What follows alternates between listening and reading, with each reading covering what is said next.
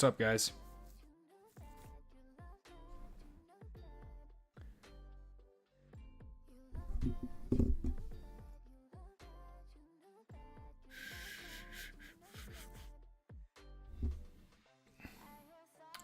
We got Bon. We had Justin at one point.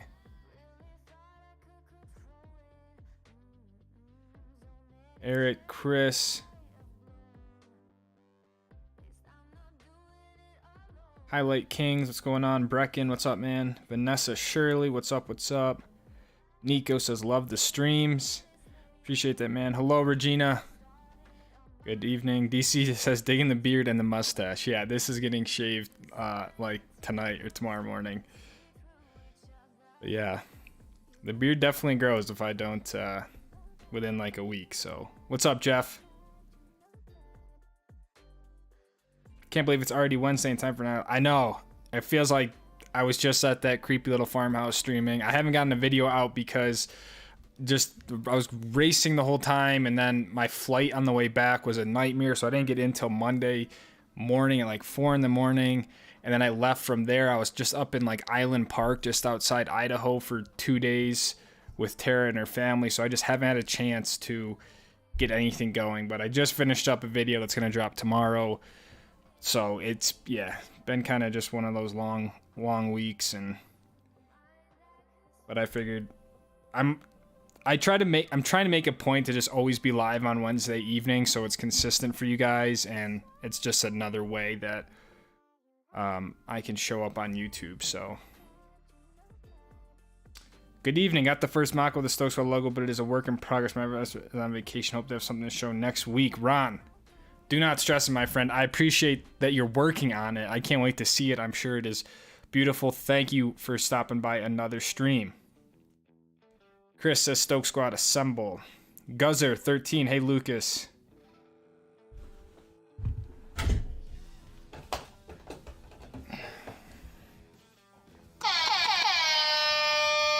Eric with the $20. Here's to a super duper rad dude. Eric, thank you, man. I have the button.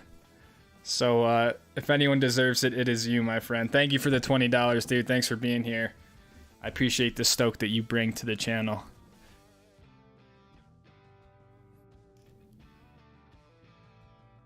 Noah, howdy folks, and Lucas, keep the facial hair. You know, I get more comments saying to keep it than people say to shave it, but on my end, I just feel like it makes me look old, and so I tend to I tend to shave it off. I wish there was a kind of like an in between, but it just grows so fast that. But Noah, nice to see you, my friend. Jerry Cross, what's going on, Jerry?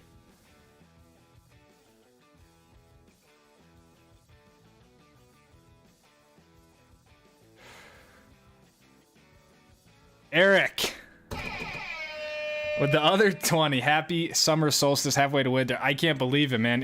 Feels like summer is, I guess today's the first official day of summer, but seems like it's been flying by. Thank you for the other 20. Yeah, it's crazy. I think before we know it, we're gonna be kind of at Labor Day, right? And then from there, it's kind of like everyone's gonna be juicing up to get back to ski season. So I am trying to enjoy the summer, because I feel like, especially out here in the western mountains, we had so much snow this winter that it feels like summer really hasn't begun, because there's just, yeah, the upper parts of mountains are still pretty snowed in. But yeah, happy summer solstice. Thank you for another 20. Bond says, how does the race at Virginia go? Oh man, you know, so Virginia was yeah, Jeff says crazy race. Regina, drama the first race. Yeah, it was, I thought it was great. I mean, from a team perspective, I think we've had the strongest showing really to date in the 2 seasons we've been running. We were quickest in practice 1. We were second quickest in practice 2 to Garrett, who had sticker tires on. So I think if we had stickers, we'd be quickest. We got our first pole position of the year, double pole actually. So we were quickest for both, started P1 on both races. The first race, I thought we had in the bag. I mean, we basically just battled with Garrett for 40 minutes. We made a move for the lead on the very last lap, and we made contact, and of course I'm not going to agree with it, but I got a penalty for it. They gave me all the responsibility for the incident, which gave me a drive-through penalty and dropped me back to like 6th place after winning the race. You know, I finished first, we won the race. And so it was, pretty drama filled because in my opinion, they didn't even go through the proper protocols to make the penalty. They didn't look at in-car video. Usually they would have more of like a trial and they'd bring the video cards in. We'd look at video. They made the decision by looking at the broadcast camera before I even got out of the car. Like I basically pulled into the pit lane after the race with the penalty already done. Like there was no like under review. Like they made the decision within half a lap, which I think was it's just bullshit in my opinion. And I'm not even mad about the penalty because if we had a fair trial in the proper procedure and I got the penalty, fine, fair. Like that's the way it goes. They got to make a call, but they didn't even go through that system. They just gave me the book, the hammer right away. And I'm like, wait a second, like you can't make a call simply off a broadcast camera. Because in my view, it looks way different than what the cameras show. And in my opinion, we were the fastest car out there. We were way quicker than Garrett throughout the race. The problem is that we have a lack of straight line speed. There's something wrong with my BMW. The motor, the turbos, the intercooler, like we cannot suck up to him in a draft, which should just never, ever happen. When you're behind a car that's the same car like that, on the straightaways, you should be staying in their draft and being able to make moves. We didn't have a single time where we were in the draft. So I was frustrated. I was like, it's the last lap. I got to make a move. And in my opinion, Garrett should have gave me a little bit more room on the outside. There was plenty of track for him to use. I was all the way up on the apex curb and I had nowhere else to go. So I hit his right rear. He spun out. I kept going. They gave me the penalty. So if you guys don't know what I'm talking about, you know, because whatever, you can watch it all online and see the incident, but I just think it was bullshit. So then the second race was I guess a little less drama free, but we had a 3-way battle for the lead and we finished third. So we had to figure out my car because I think that's the issue for this whole thing. So I mean, no hard feelings. I think Garrett and we have a ton of respect for each other. It's just unfortunate that it kind of had to end that way, but we're all fist bumped. I even think Garrett was a little bit surprised on the call, to be honest, just because I in my opinion it was just good hard racing that just didn't end. And I think to make it's like, I don't know, it's like being in the Super Bowl and the game gets called on like a pass interference penalty or something stupid. I mean, I get the officials have to make a call, but I just feel like our team has just gotten slighted from the beginning. My dad, Joe, got in a huge wreck. That wasn't his fault. Cost him a shit ton of money. The officials did nothing about it. We got a fine for not coming to a meeting. The differential that they pulled blew up, and we had to buy the differential. It's like, as small of a team as we are, like we have, I just feel like we have no support from the officials. And so to get that ruling like that, obviously I was very heated. And so at this point, I don't know how realistic the championship is anymore. And, you know, I'm not even mad because I would have rather went for the move and had that happen than me sit in second place and follow Garrett for the whole race. You know, because that's not what racing is. That's not what it means to be a racer. So anyways, I know that was a very long-winded answer, but I don't know if I'll really ever get over it because I just feel like it was total bullshit.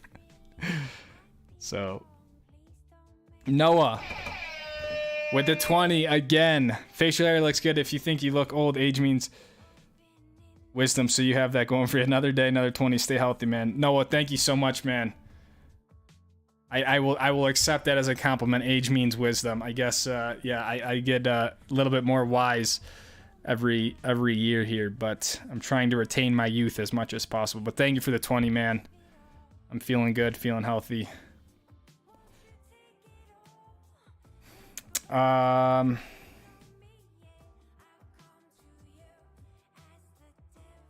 Nico says, how many more days of skiing we have at Mammoth? You know what? I'm not exactly sure. I'm actually going out to meet up with Abe Kislevitz. So I think it's going to be a hybrid mission. It very well might just be like some camping and some outdoor stuff in Mammoth.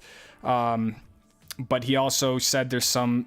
he said Tom Wallish is out there to Saturday. I know Abe and Tom Wallish are good friends, so it sounds like we're bringing our skis and might get out and ski with Tom Wallish and Abe. I don't really know, but the reason I'm going is for Abe Kislevitz. He invited me out there. Really, the plan is to just go out for the weekend because he's got to go back to San Diego. But so yeah, it's really primarily just to meet up with Abe again. So we'll see what happens. Obviously, bringing my gear and stuff like that. So.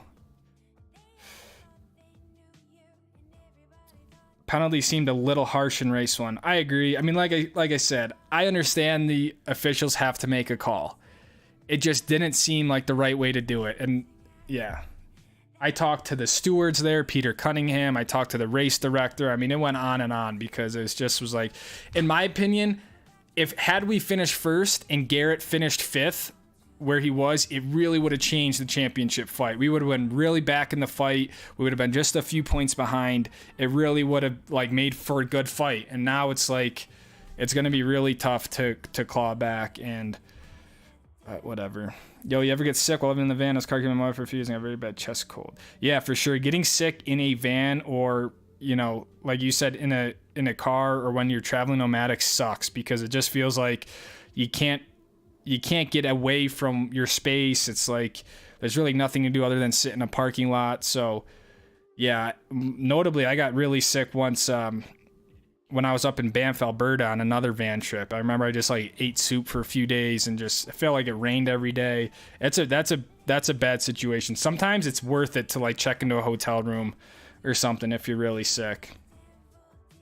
Just get a beard trimmer. I know I have a beard trimmer. I never fully shave it off like with a razor. So that's what I'll do. I'll just trim it up.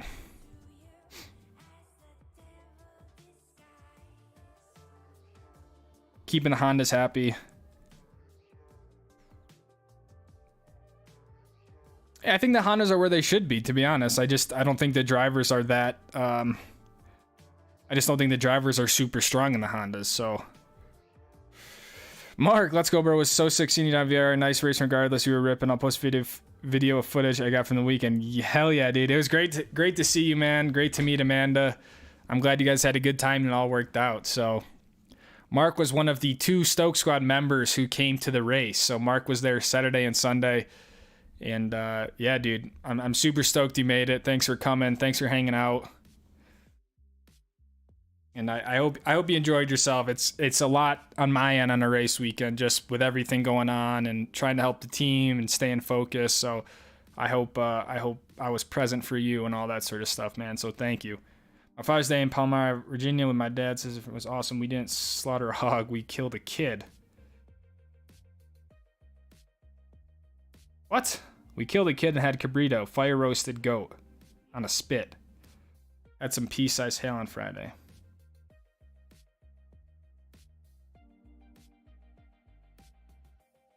I'm glad you had a good Father's Day, it sounds like, Ron. I'm not exactly sure what all that slang means, but it was a nice weekend of weather in Virginia for the most part. Travis, I'm going to be up in Mammoth this weekend. Let's get a lapping. I'm down, man. I'm super down, dude. Just holler.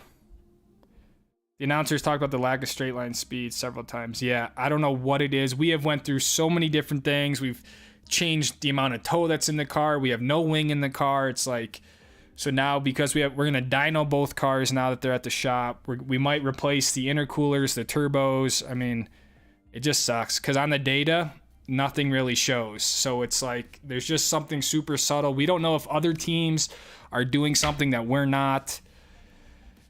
So, hey Lucas, just curious, for all the traveling you do, would you rather bought Luna first or own your own place first? At my age right now, I mean, I would have rather bought Luna than my own place, I guess. It's a good question that I kind of often go back and forth with, but I'm fortunate about my situation. I mean, my dad which is the place that I'm in now, and I kind of use as a home base a lot. He's not here all the time, so I think in a sense it'd be a waste to get my own place and just pay rent on it. You know, especially in the winter, for example, when I'm really just not here. So I have no regrets with what I did with the van. Justin, 24 months. 2 years, dude. I think you might be one of the first people to ever receive the Illuminati badge. Lucas, it's been an honor and a pleasure, brother. Justin, I'm so glad to see you, man. I'm so happy to hear that things are going well. Things are, you know, on the up and up for you, man. 2 years, 24 months. The Illuminati, dude. This literally couldn't have happened, couldn't have formed without you and your help, your positivity, your stoke. So hopefully here's to another 2 years, and I know that I speak for everyone that we love having you here and seeing you around the videos and the stream, man. Loved how you gave Maddie a little shove a few times in race 2. I honestly didn't even mean to. One time we came out of a corner and it seemed like she had no drive, and the exit, it's like just full throttle down the hill, and I smacked her so freaking hard. But she's another one. Her car is absolute missile. I mean, none of us, even Garrett couldn't catch her in a straight line. So it's, you know, it's unfortunate. I don't know. I drive the car. That's why I feel like we're the fastest driver out there in the field. We just have the third fastest car in the field. So I mean, we put it on pole by 3/10 of a second over everyone else. That's it. That's a healthy margin in a field that tight. The problem is then when you start everyone together, I can't escape from the pack because of the draft. You have 2 long straightaways at Virginia. So in a standalone lap, I think there's no doubt we are the fastest driver out there. It's just we don't have the best car. And in a field like that tight, you need both things. You need a good driver and a good car. So Chris Noddy, $50 from Chris. Summer Stoke is high. Don't forget the sunscreen, dude. I love to hear that the summer Stoke is high. I'm with you on that, man. I'm feeling stokeful, if that's a word, dude. Just kind of all around pumped. You know, I'm feeling reinvigorated on many levels and stuff like that. So just feels like I had like a great reset, and I think that's just kind of like the summer. So, man, thank you for the $50, dude. I hope you're having a good summer. And sunscreen is packed. I just need to remember to apply it, dude. But Chris, seriously, thank you for $50, man. Thank you for being a part of the community, dude. Like, you guys are crazy, man. Just like these people are consistently here every week. People showing up to the meetup. Like, it's pretty damn cool. So I appreciate you guys, and I want you to know that.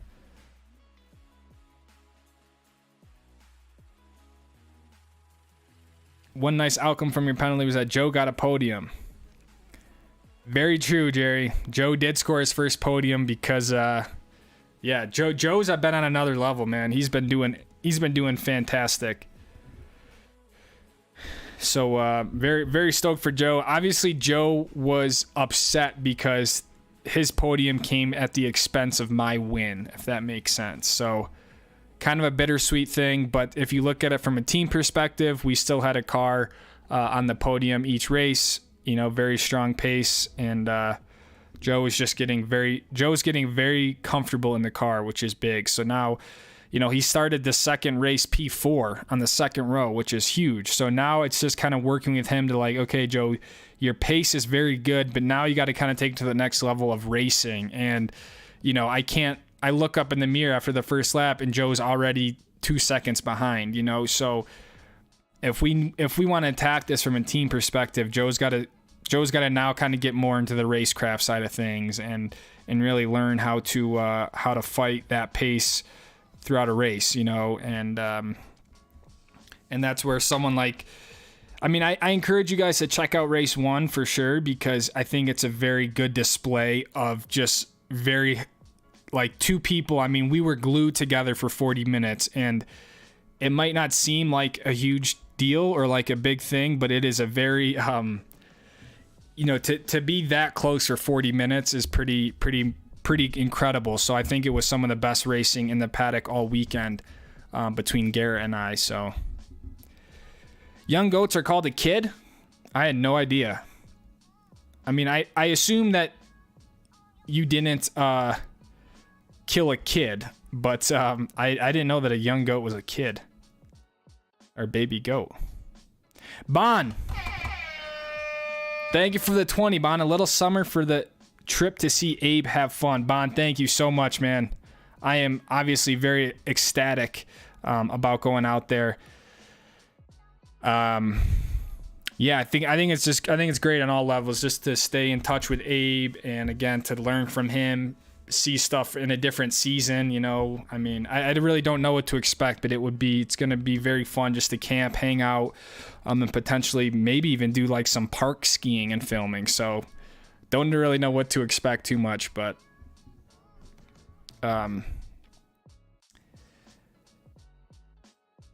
so thank you, Bon.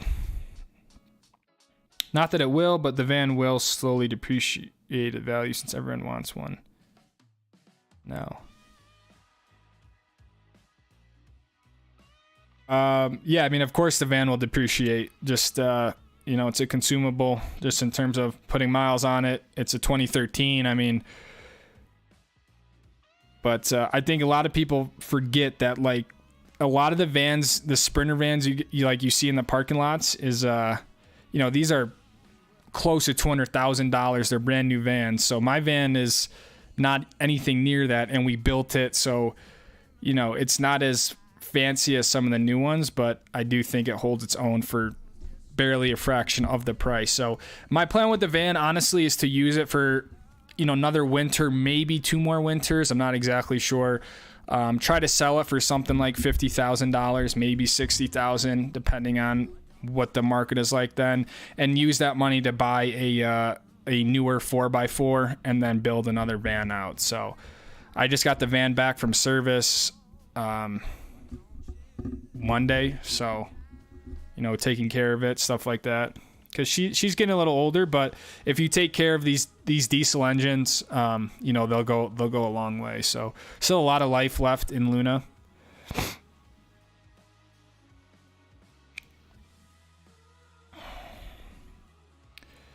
Mammoth July 1st and 2nd. Hell yeah, Chris. You know, I don't know if I'll be there then, unfortunately. I got to kind of make a plan after that. But I will let you know if I'm still there. But I don't know exactly what my plan is around there. End of race 1 was insane. What happened from your perspective? In my perspective, I shouldn't have got the penalty. It was a racing incident, and Garrett should have left me more room on the outside there. I mean, that's my perspective. He just, I was all the way up on the curb. I really had nowhere else I could go. Race director said I should have lifted and pulled out of it. And I'm like, look, man, this is the last lap after chasing him for 40 minutes. I mean, to tell me to pull out of it, I think's a little bold when there was plenty of room to be left. So I think it was a racing incident that just, unfortunately, Garrett got the short end of the stick. But I can't tell you how many times we, Ridge of Speed, have gotten the short end of the stick. So it felt like a premature penalty, that they didn't look at all the evidence, because the broadcast camera looks way different than what happened in the car. So, you know, I'm a racer. That's what I'm there to do. So I don't feel bad for anything that I did. Just tuning in, how'd that race go? It went pretty well. We got a penalty in the first race, and then we finished on the podium in the second race. My youngest sister, Holly, had 2 slingshot, catapult, 6-frame surgical tubing, wet war, and seriously, kind of cornhole. Dude, that sounds crazy. Surgical tubing, catapult, slingshots.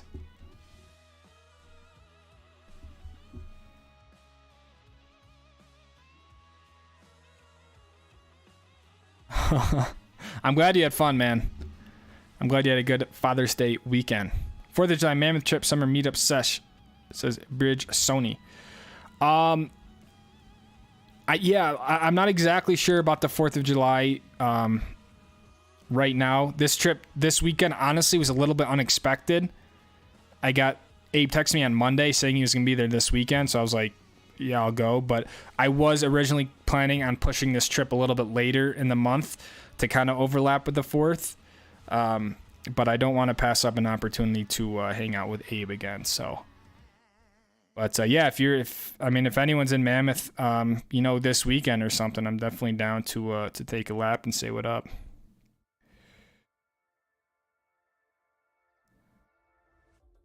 Yeah, it's great having Regina on here and Justin, and yeah, it makes a huge difference. So,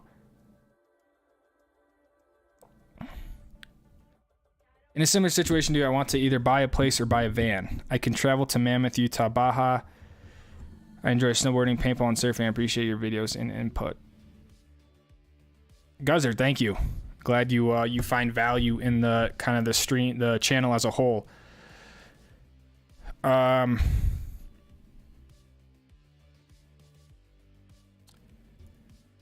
a place or buy a van. I mean, yeah.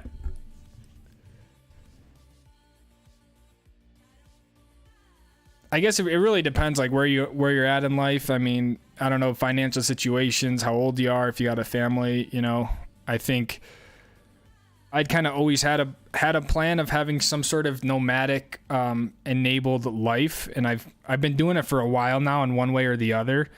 It's just recently is kind of where I finally made the decision to build my own van and really commit to like the YouTube thing and stuff like that. So I've always had like the knack or the like the drive to do it. But I'm not married. I don't have kids. I have very little expenses. I'm fortunate enough to be able to use this as like a home base. You know what I mean? I kind of got all my schooling out of the way. So the thing is, on my end, I don't really see.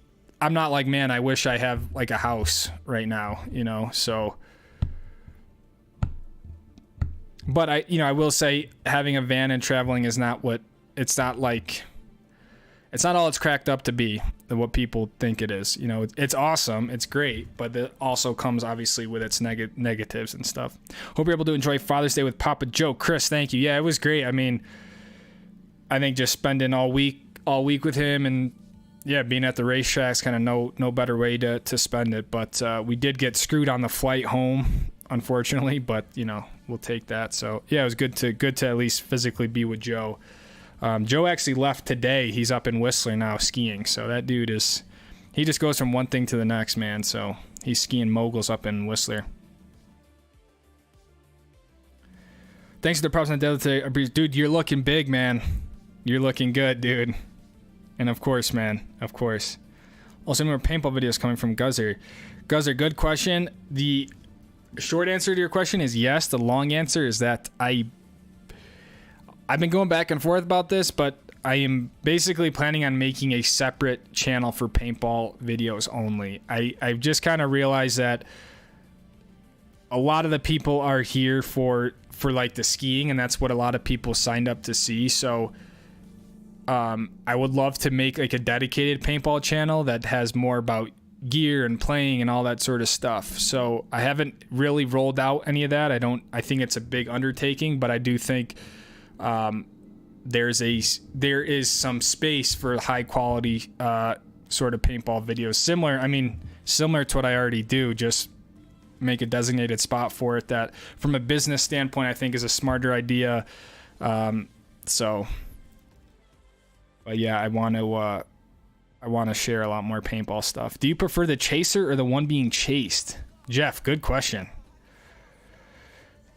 I would oh man, how tough is it to be? I will say of all those, the one I don't want to be is in the middle. I hate being chased while chasing. Like being in second place when you have someone in front and behind is very hard, because as soon as you make a mistake trying to attack, the person behind you is just waiting for that moment. So I think overall I would prefer to be the chaser.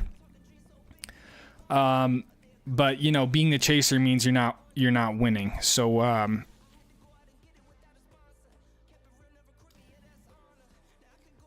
yeah, I think I prefer being the chaser, but I don't mind, I guess, also being chased. I think I'm a strong defender as well when I need to. But I just feel like I'm pretty ruthless attacking, and on a race pace, we're pretty much we're very strong over the 40 minutes of a race. So I don't want to be doing both. That sucks. Where's your favorite place to ski? Probably Snowbird, Josh Harris. And is Utah a good choice for beginners? Yeah, Utah's a great place for beginners.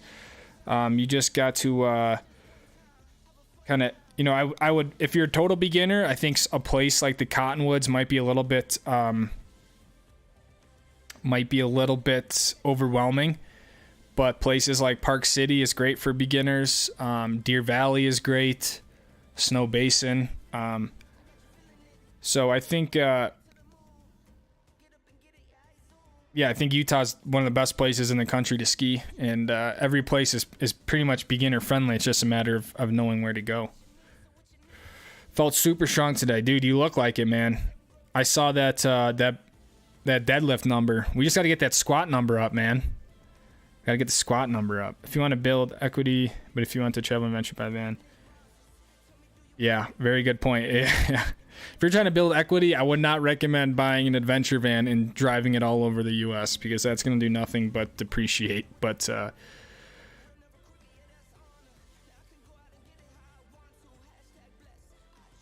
think you can be confident that it's not, it's going to hold its value because it is something that people want. But, I think the crazy period of post-pandemic is kind of gone. So, yeah, I think if you're wanting to get into it, it's a better time now than it was 2 years ago. But $60K for Luna, get a 4-wheel drive next time. The upcoming 20 Lexus GS. Dude, those do look sweet. I've always liked those Lexuses when people build them out. But I will, definitely get a 4x4 when I do it again. So, but I think honestly the build would be basically the same because I really like the layout of the van that I have now, but just getting one with obviously newer creature comforts, and a 4x4 would be nice. But for now, everything's good. Spending a good amount of money just in TLC. I'm doing rust repair next month, which is a pretty big project, and then going to put on new tires for the winter, and increase the battery bank. So there's a few big items coming in, but I'm trying to space it out so it's a little bit more digestible. You're the man, Lucas. Love your channel, love your quiver. Thanks for going everywhere I want to go and letting us live vicariously. Of course, man. I couldn't do without your guys' support. So I'm glad you enjoy the channel. So there'd be hopefully this next winter is bigger and better than the last one. So were you filming from inside the car? Yeah, we're running it's a rule that you have to run in-car video at all times. So that's why I was pissed off. It's like, hey, you make us run in-car video and now you're not even going to look at it. So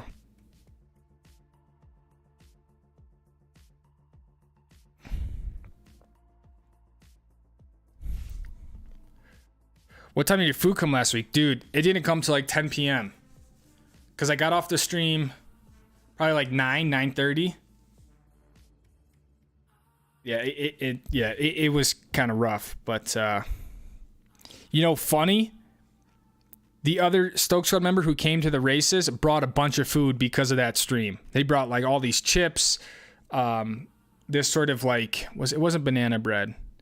Pound cake or something. They're like, yeah, we saw that you were famished on the stream, so here's a bunch of snacks. So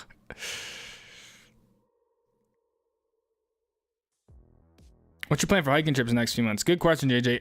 I don't really have anything. The only trip that I really have planned is a Labor Day trip to Mount Rainier again in Washington. So that's really the only thing I have planned. I mean, right now I think I'm still in a way kind of focusing on trying to still bring ski content and play paintball. That's kind of my two main focuses right now. Obviously racing has to fit in there, but that's pretty kind of set in stone when that happens. So extreme skiing, motorsports, paintball, van life, let's go. All good. Ron, thank you.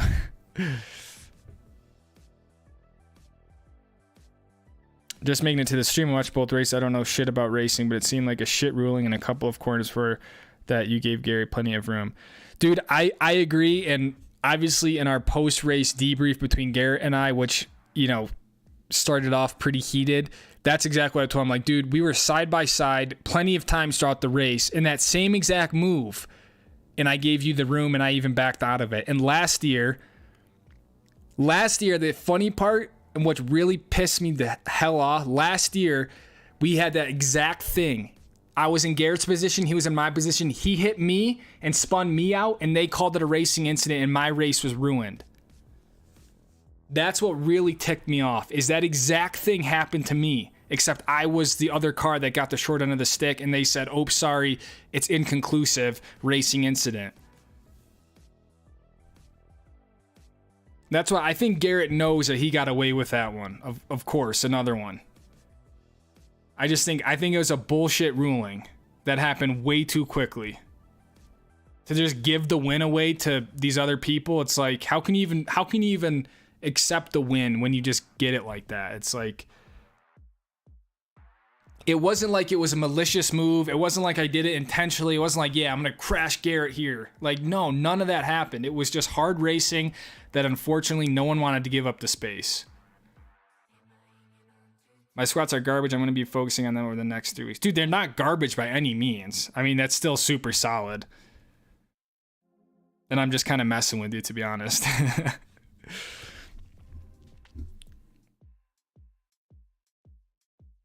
Canyons, Deer Valley, Brighton, Salty, Alta are all good for beginners.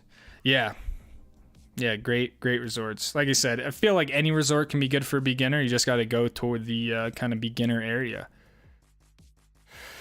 Any thoughts on why your car seemed to be a bit slower on the straightaways? Setup are not quite the same horses. Dude, we've been scratching our head on that for 2 seasons now. I've been saying it time and time again.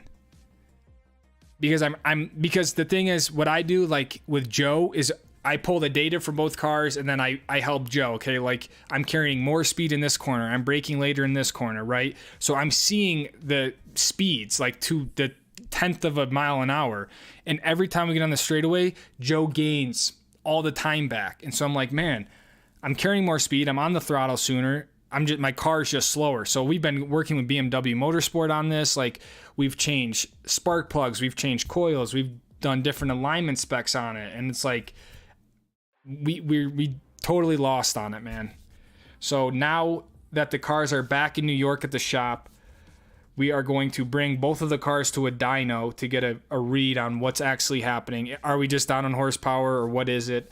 And then we're probably going to start changing things like the intercooler, the turbos, and if that still doesn't fix it, we'll have to just change out the whole engine. So kind of tough, because I feel like my hands are tied. You know, I feel like we're really driving the wheels off the car, but we just don't have the straight line speed. Plain and simple. That, or other people are, I don't want to say cheating, but they're doing stuff that we're unaware you can do and just maximizing the power of the car. Just watch the replay. You guys were side by side for 3 or 4 corners. Before that, you had the line. Exactly. That's what exactly. We were side by side, and that's what I'm saying. Garrett and I, Colin, like, he is a fantastic racer. I really have nothing but respect for Colin. Like, the dude is a racer. He's very good, and we typically have no problem running side by side. And so that's why I'm just a little pissed off. Like, he knew I was there. He could have opened up the wheel a little bit and given me a little bit more room. He just didn't want to, because he didn't want to lose the spot. So that's why I just think the whole way it was settled was just wrong. Like, there was so much more to it than just giving me a penalty in half a lap. And it really changes the whole outcome of the season now.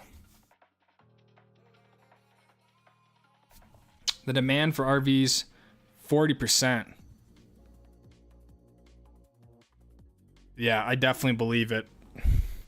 And everyone who probably bought theirs 2 years ago is trying to sell it, you know, or just kind of getting over it. But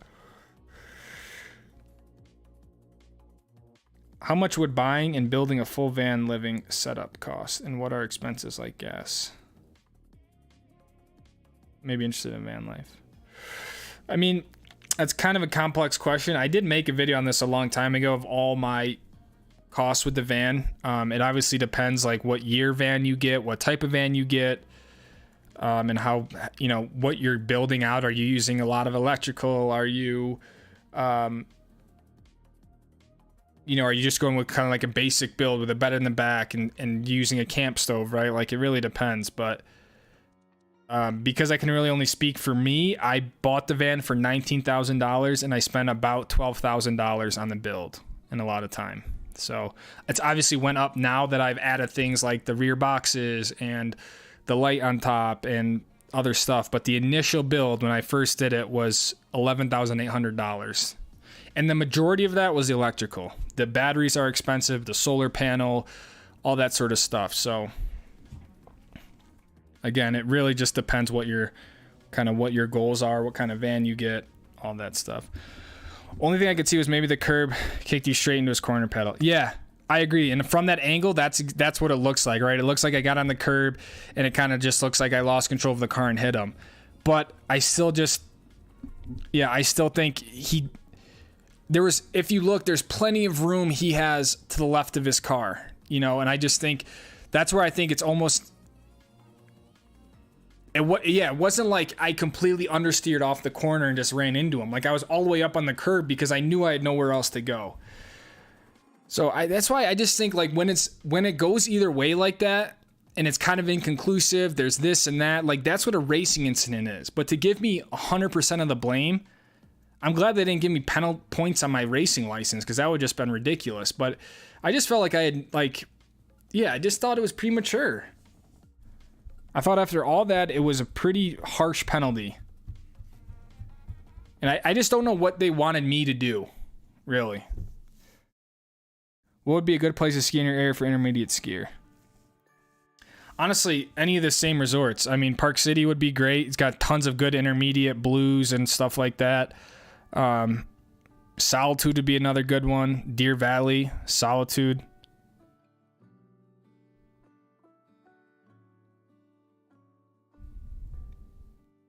Also, if do you play golf, Papa Joe, Summers, Whitewater? Ron, to be honest, I've never played golf, and neither has Joe. I mean, I don't want to say never for Joe. He might have played when he was younger, but yeah, you know, I am not a golfer. I just, never really got into it. End of the day, in any sport, people want consistency from the officials. Yeah, totally. And I get it's hard, you know, I get it's difficult. It's, you know, it just feels like there's a process and a system in place, and it just was totally thrown out the window. And I'm like, it just feels like when are we going to get a break? Like, you know, it's like, man, like after all that, this, it gets a penalty. Literally by the time I got back and took the checkered flag, I got the call over the radio, you know, drive through penalty, you finished P6. And I was like, seriously? And that's like even the worst, because now I'm getting out of the car like totally heated, fresh off the race. And so now it's just created a lot of bad blood, in my opinion. And then like the second race, when I got the podium, they're like there to shake your hand. Like, I didn't shake the race director's hand. So now like once I settled down, I'm like, man, should I not have done that? But I'm like kind of like, yeah, there's a side of me that's like, I really just don't give a shit anymore, because it's not going to change my life. But, yeah, I'm kind of sick of it. I'm just kind of pissed off. Dakota, what's up, man?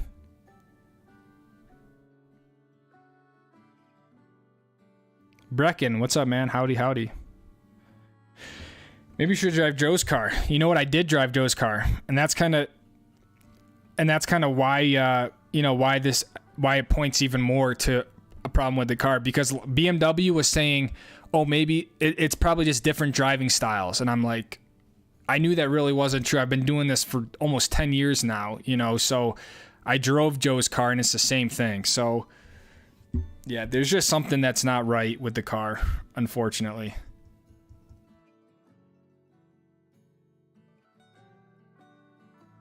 What do I want you to do? Put half the car in there? I know.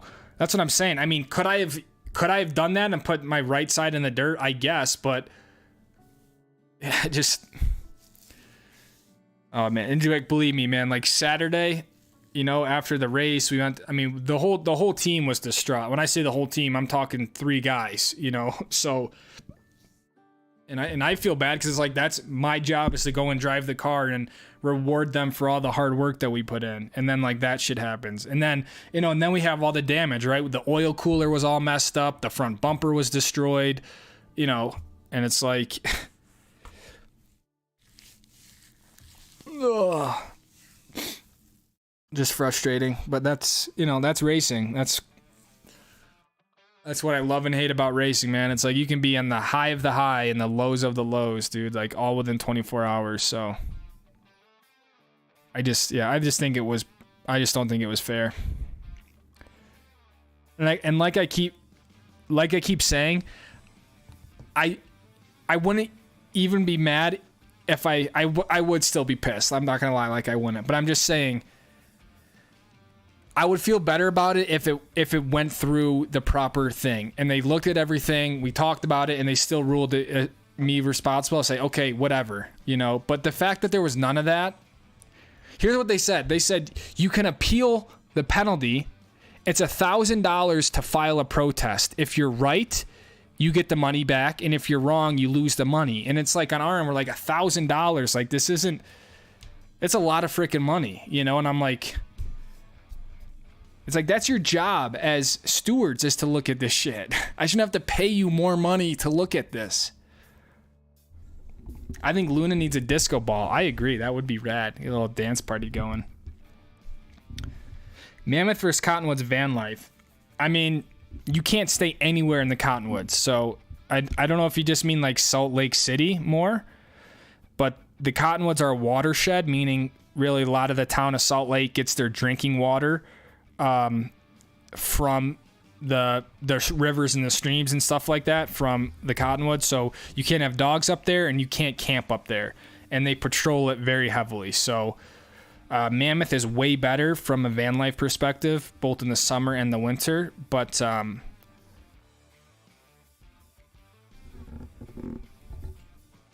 yeah, so I would have to say Mammoth. Tons of places to stay in Mammoth, can't stay in the Cottonwoods, yeah. Yeah, Mammoth is just way more van friendly. It's almost like too good to be true.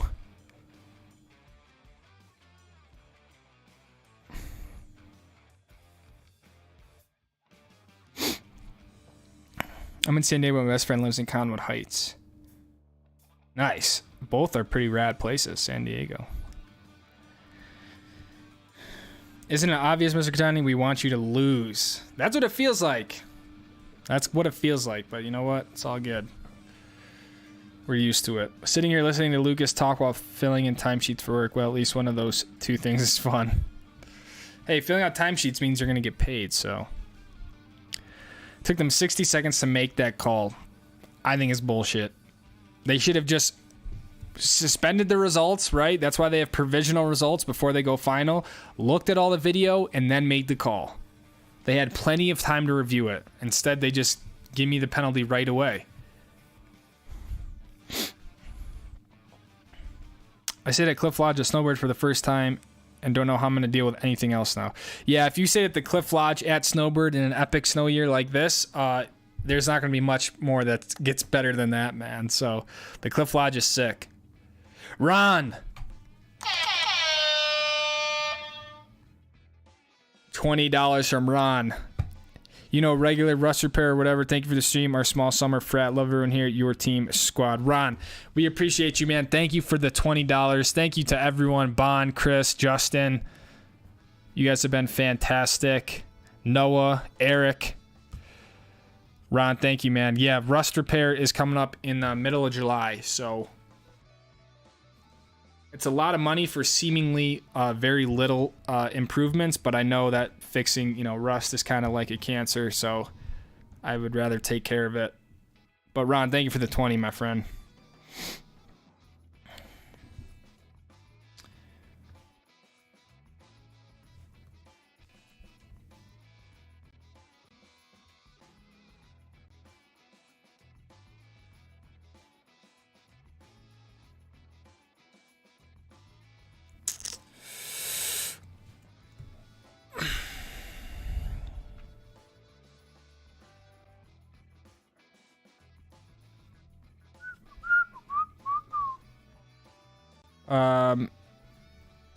Yes.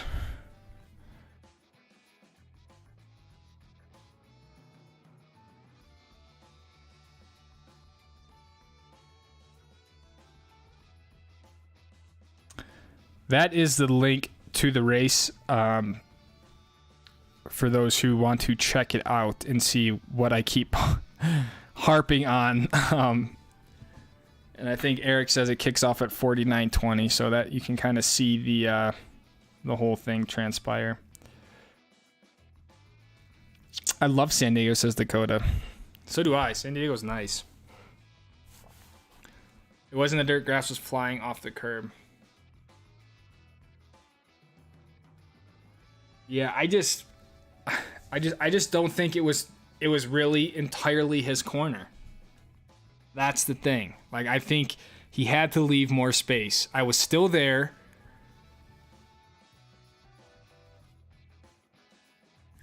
And I think that would have been a totally different thing had he just left me some space.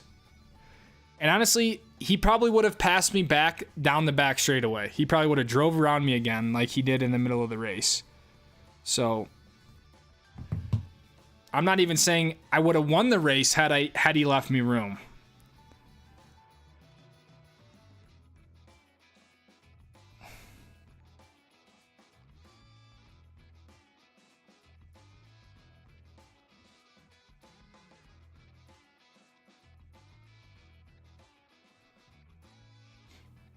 But, you know,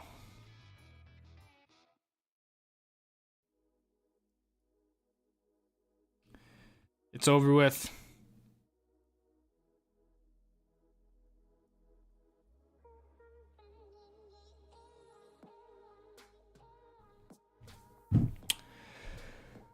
I apologize to be more specific. Mammoth versus Salt Lake or Sandy, man. Yeah, I think no matter how you slice it, Mammoth is going to be better for Vanlife than Salt Lake, Conwood Heights.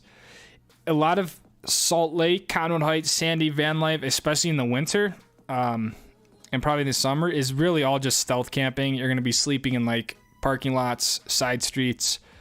Whereas Mammoth, even in the winter, right, a lot of the public land is inaccessible. But there's still areas that you can get to that are kind of, on public land that you can camp at. So Mammoth is definitely a lot better situation. And I just think the whole flow of Mammoth, because if you're sleeping in Salt Lake, then it's a pow day and you're trying to get up to Cottonwoods, you're a good 30 minutes from the mountains, where Mammoth, it's not as big of a haul and you're not like going up a crazy mountain road. So now, if you want like deep pow days, Salt Lake is going to be better. You're going to get better snow quality and like deeper snow in Cottonwood Heights and stuff like that, or the Cottonwoods, but both are great.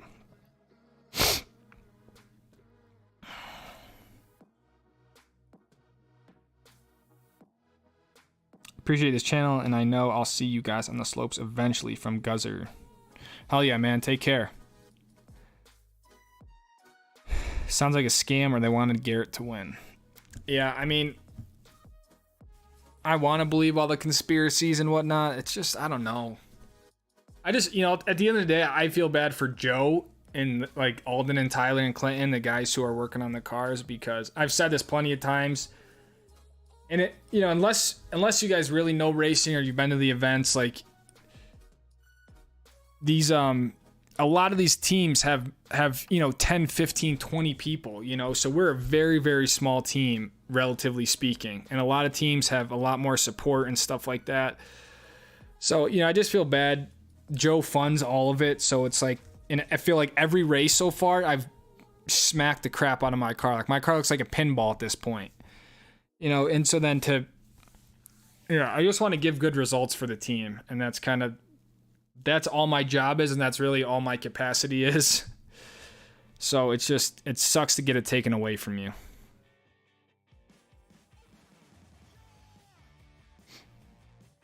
Okay, Regina literally said what I said, and I had no idea she typed it in.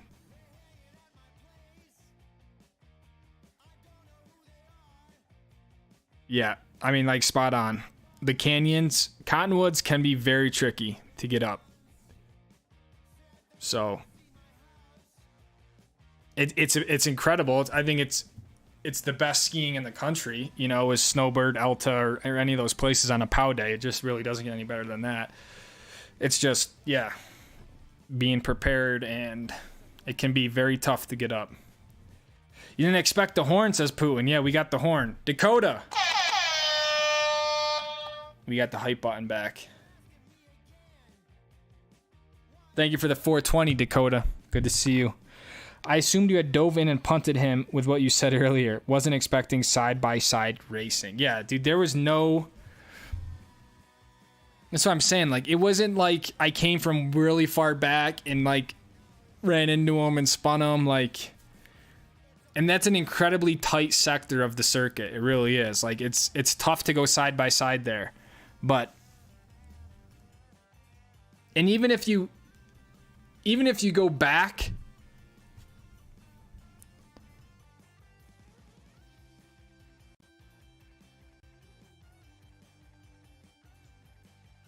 I want to give you guys another timestamp.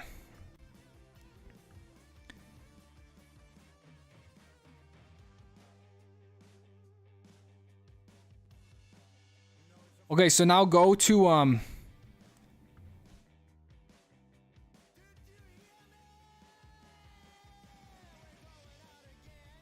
go to like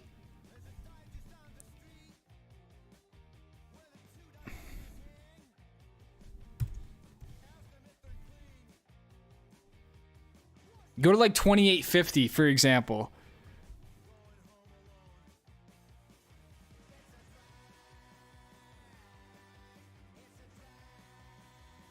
Hell, maybe I can even just do this.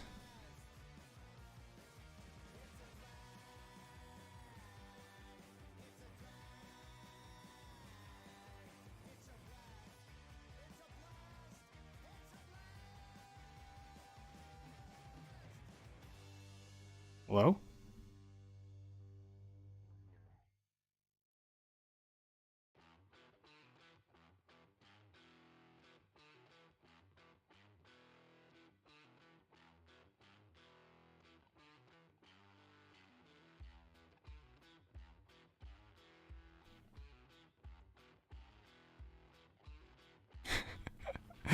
I don't know what I'm trying to do.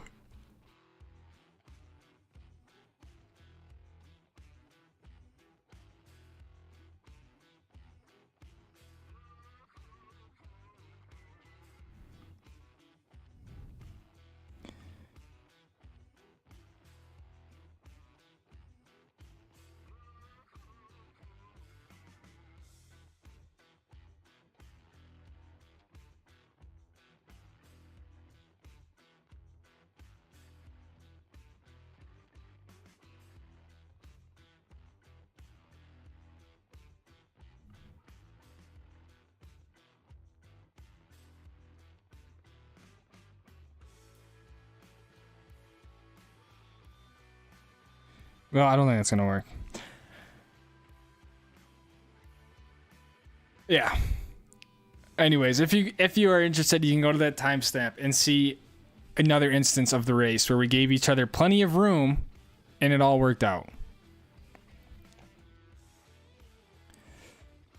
I think Road America is next. Do you like that track from Jeff? Yes, you're right. Road America is next in Wisconsin. It's called the America Park of Speed or something. It's like a 4-mile circuit, one of the longest tracks out there. I love the track. I think it's a great track. I'm just very concerned with my car and the power of the car. I think we are going to be a 3rd, 4th, even 5th place car with how long the straightaways are there. So I'm hoping we can get some stuff resolved. But I like the track. It races well. Beautiful place, but I'm just not super confident in the car. That's the worst track for what the situation we have right now. Well, it wasn't even near clear from you. Your front wheel was just behind his. That's what I'm saying. Like, it wasn't totally his corner to just come back in across the apex. That's the thing. I don't know if he thought I backed out. So it's just, I don't know. Just really unfortunate.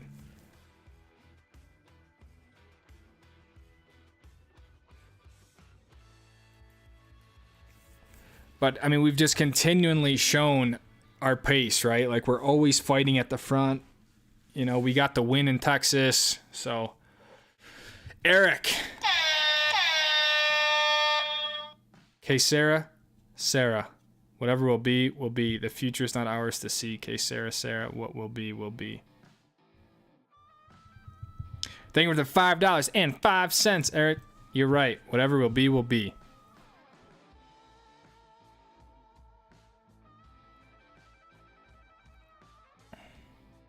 At the end of the day, what it is look to the next and enjoy some skiing with Abe. Yeah, exactly. I'd like to say I got over it, but obviously it's a pretty sore subject when asked about.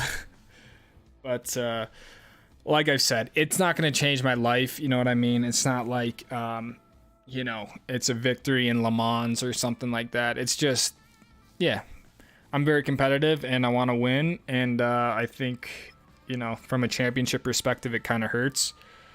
But there's worse things in life. But obviously we give it our all out there, and yeah, I want to win. But yeah, time to enjoy some skiing with Abe or whatnot, camping. I mean, who knows? It's not fair what they did in race 1. Nowhere else for you to go and nothing you could have done. What did they expect you to do? Fly. I know. Maybe I should. If I went in the grass, it probably would have been worse. If I went in the grass, I would have hit him even harder, and yeah.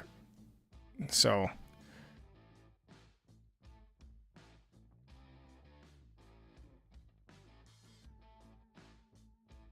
What's up, Geezy Gamer? Yeah, then unfortunately, Eric, after that move, he just passed me right back on the back straightaway. So it didn't really last long.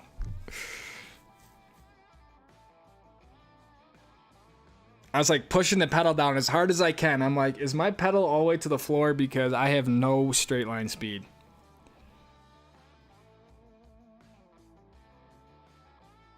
I don't know racing, but shoot, man, it seems like you're on the track and you're owning your lane path.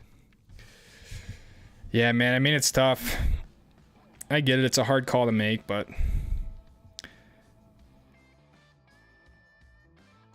can't wait for more Lewis and Abe. 2850 was the exact same thing, but you were on the opposite side and completed the passes for the turn where you spun him.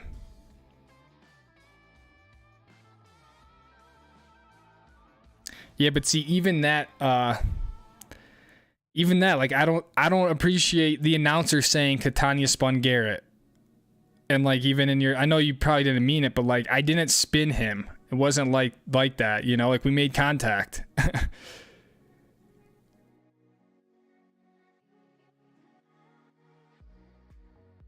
And the point with the 2850 was just showing you that we can run side by side together. We have no problem with that. If both people give each other space, you know. And like, keep it in context. It's the last lap of the race for the lead. I mean, you know, Road America's a long straight track, turns everywhere long straights. Yeah. There's like 1, 2. There's 3 really like long straightaways. Front straight, kind of like the middle straight, then the back straight. So we finished second in both races there last year. I think we got lucky last year, but it's a great track. Ron says, hey, Geezy Gamer, cool name. Welcome to Us From Us, the finest people here. Not a throwaway in the bunch. Quality peeps. Thanks, Ron. He's right. Welcome.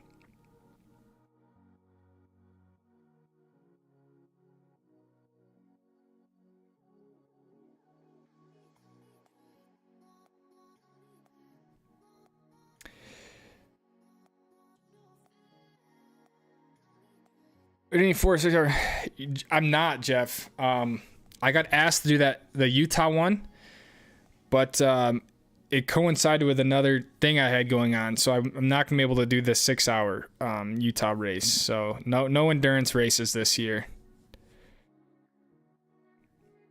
This is decompression time to get over the pain of that call. Therapy session. Yeah, decompression time is just firing me up even more. And honestly, all of it really stems from a lack of the straight line speed. Like, had we had better straight line speed or whatever the hell is going on, you know, I wouldn't have had to make a move like that. I probably could have got around him and stayed around him, you know, so.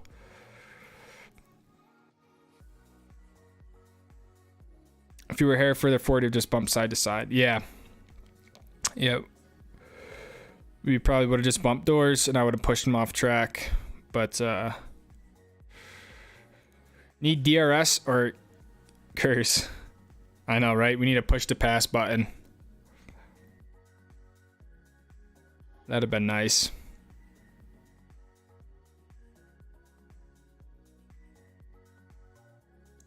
Seems like maybe we'll keep up position better if you can get that speed up.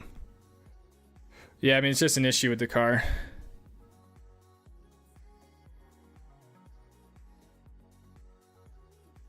Would be good to see if, exactly. I agree, Eric. That's what I'm saying. I think it needs more angles.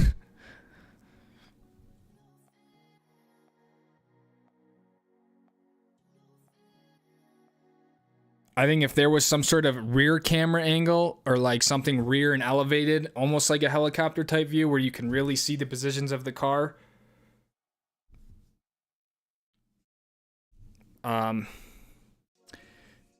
You know, would have been nice, but I just think to call it on the angles that you guys saw on that broadcast are what they used, you know? It's not like it's Formula One where they have like every angle covered at every point. I mean,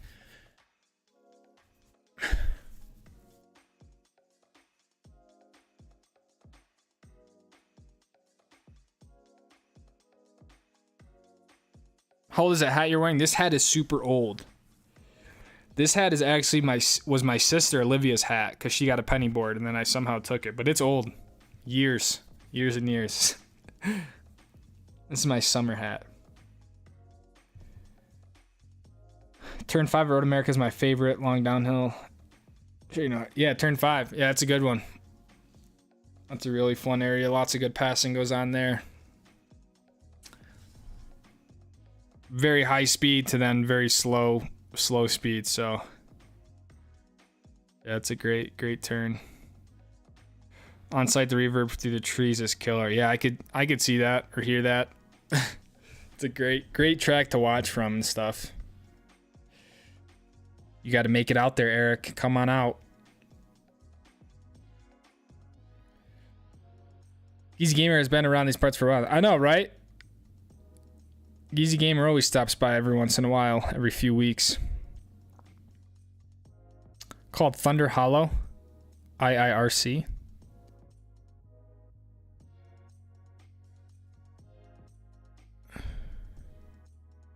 It's a car race. Didn't realize it's a gentlemanly game and need to give everyone space and be nice to everyone at all times. I agree. There is definitely, you know, we're not out there just to wreck each other, but it's not just like club racing entry level stuff. I mean, it is professional racing, and man, I'm beating a dead horse with it, but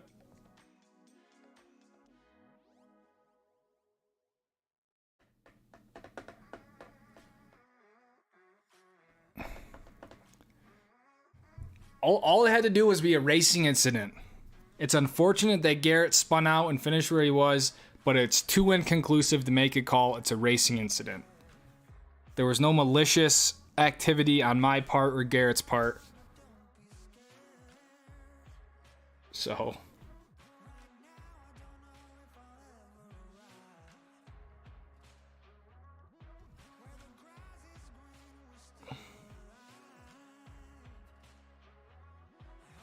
and to be honest, as a season as a whole, even last year, I feel like I'm always the driver who backs out, who concedes, who gives the other driver space, you know?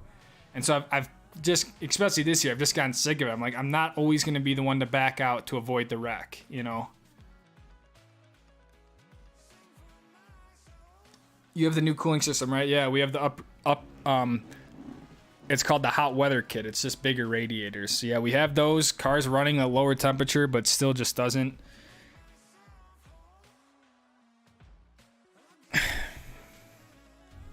We've gotten still so crazy about it. DC is in that we're thinking that people have literally removed like AC condensers out of the front of the car, where like you wouldn't be able to see it from just looking, but if you remove all that shit, they're gonna get even more air to the turbos, more power, stuff like that. Because some people are running cool boxes, they're running helmet blowers, and it's like if you have AC in the car, you would just run AC. But if you took that stuff out,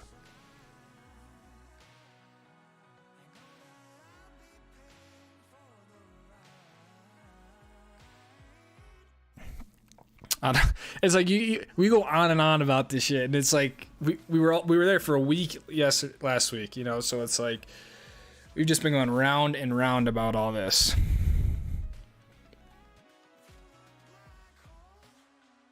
And a lot of these teams, they do this full time, you know, so they go back to the shop and they can figure out how to mess with the cars. Like all of our guys, they have full-time jobs, so it's like, yeah, it's tough. The thing I try to tell myself is like we went into getting back into racing to like, hey, let's just get our feet wet. Let's just hope we're kind of mid-pack, you know, and it's like, now we're up there fighting for the wins. And so I'm trying to be like, kind of reset the expectations a little bit, but it's hard to be a racer, not just want to win. And I think you're not a racer, but.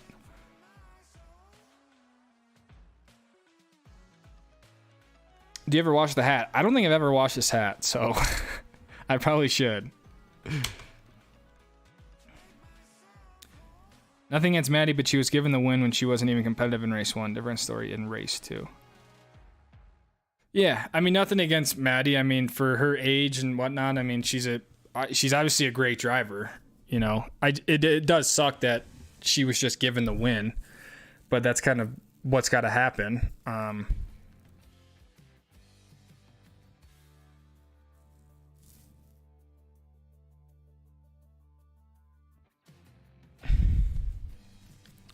I think then if you watch race 2, which I don't even want to get into race 2, Maddie has a very, very quick car because Garrett couldn't catch her, I couldn't catch her, and we're both in the draft. And it's like to have one car punching a hole for 2 cars behind and on a straight that long to not being able to get up alongside someone. That's why I think these teams just have they really figure out how to maximize these cars because then you get behind Maddie, and it's not like she's super clean all race. I mean, for her age and her experience, like she's doing great, incredible, you know? Like you said, nothing against her or anything like that, but it needs to be more equal. All things equal, this is what I told the BMW guys. If all things are equal, minimum speed through the corners, throttle application, but then one car has a draft, that car should be accelerating and passing the car in front. That's the thing. If everything is equal, which all of us at the front are, we're talking 1/10 of a second between us, the draft should play a huge role. It's not like these cars are F1 cars and are super aerodynamic. These things are bricks going down the road. They're punching a huge hole in the air.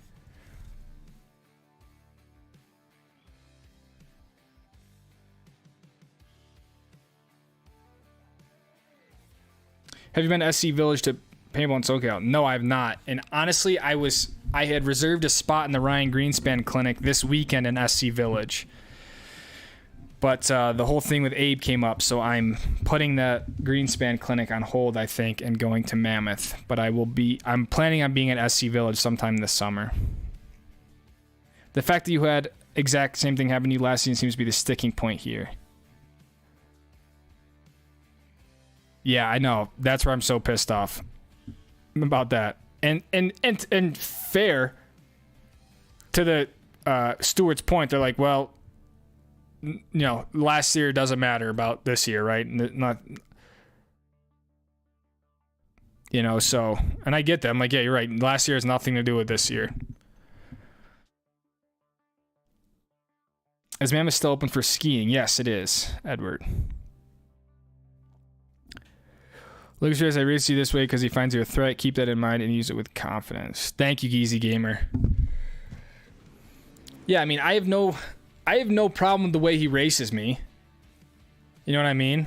Like, I want Garrett to race me hard because I race him hard, and that's how it should be at that level. That's not my problem, you know. I think we're very respectful to each other. I have a problem with the call and the way it was handled. That should have been a racing incident. Not all blame on me in 60 seconds of it happening. That's my only thing. I have no problem with how Garrett races. The hat is beat. You will get a new one soon, but my bestie told me to hang tight. Working price. I'm going to put registered and trademark. Whether we are or not.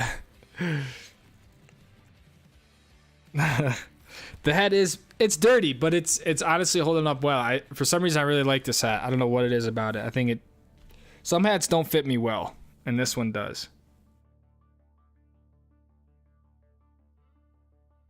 Pharaoh, what's up, man? Let's go, Daddy. Luca.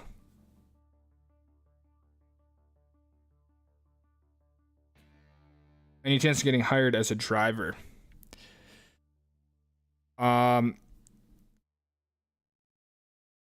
Very, very, very small chance. You really always need to bring some money to the table in this game, or you just have to be really, really damn good. Does she have a weight advantage? It's worth a few tenths. She does not. So all the cars have a minimum weight. So it doesn't really matter. I mean, if you're super big, you might be at a disadvantage because you just can't take enough weight out of the car. But even if Maddie, I mean, I don't know, she's probably like 100 pounds, 110 pounds. They have to add weight to the car. I think we all have to be 10 kilograms with the driver. So you have a ballast box on the passenger seat, which you put weight in it. You literally put like lead bars in it. So no weight advantage. You obviously don't want to be like super overweight. You know, you want to be within a kilogram. So you're as light as you can be. And the second race seemed to be much closer than the. I agree. The second race, I actually was able to catch a draft off Colin in the beginning. In my opinion, it almost seemed like they did something to Colin's car. Like Colin's car wasn't as fast, but neither one of us could catch Maddie's car. But I did seem a little bit closer in the second race. I was at least able to catch a draft sometimes, pull up a little bit. So the BMW guy said that they just changed all the turbos and intercoolers on Garrett's car that weekend. So it's like, that's what I'm saying. You don't know what's going on. I don't know what people are doing. We all learned that in Days of Thunder, they clearly demonstrated with Matchbox cars. Now everyone knows how old I am. Is Maddie also in the same group as Rudd?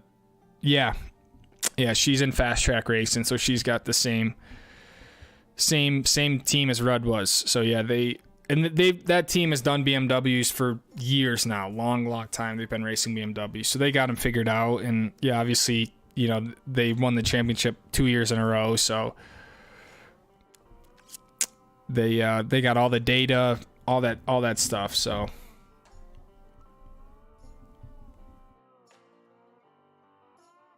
You can wash hats if you don't want to hand wash it. You can buy one of hat and throw it in the washer. I didn't even know they made hat holders.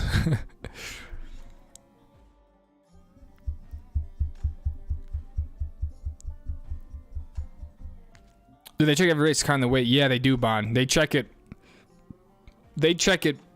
All the time. If you're one of the top 3 cars, you're always going over the scales and getting weighed, and they check ride height. Weight and ride height are the 2 biggest things that they check. And then typically they will check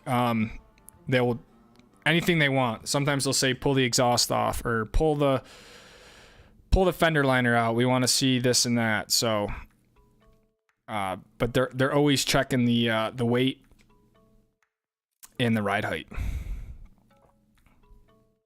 Ride height has to be 125 millimeters. And they check it on each corner.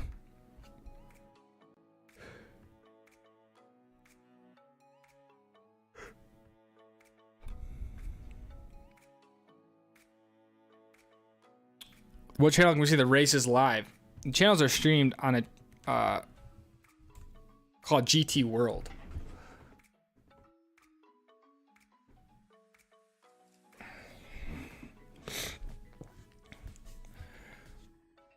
They do a good job. I think I got pretty good coverage.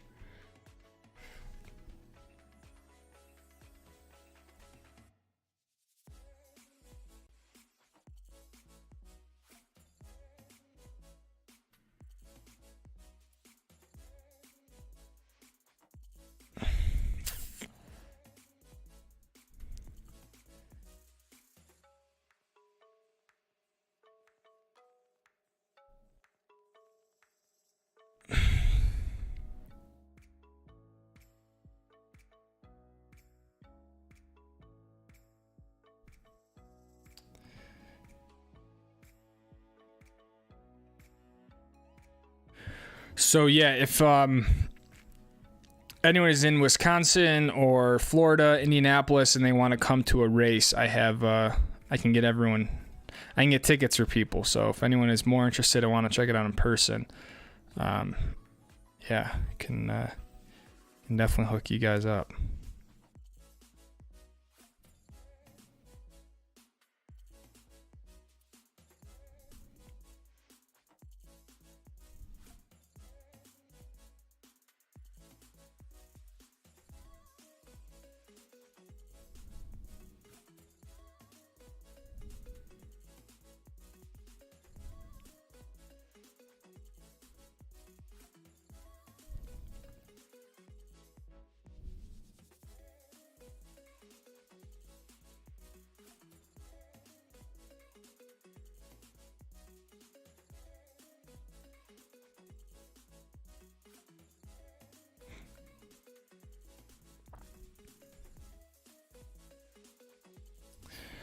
Or should I split championship standings? That would be nice. At least even like after the race.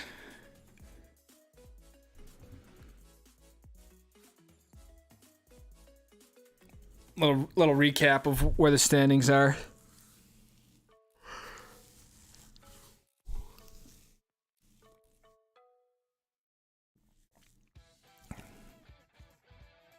You need to schedule a trip to Mooresville, North Carolina. Majority NASCAR garages are get a ride, 200 trips, and a big check. Yeah, you're not wrong, Ron. That would be nice. Big old NASCAR ride. I do like sports car racing a lot more, but obviously the money is in NASCAR, especially here in the States, so.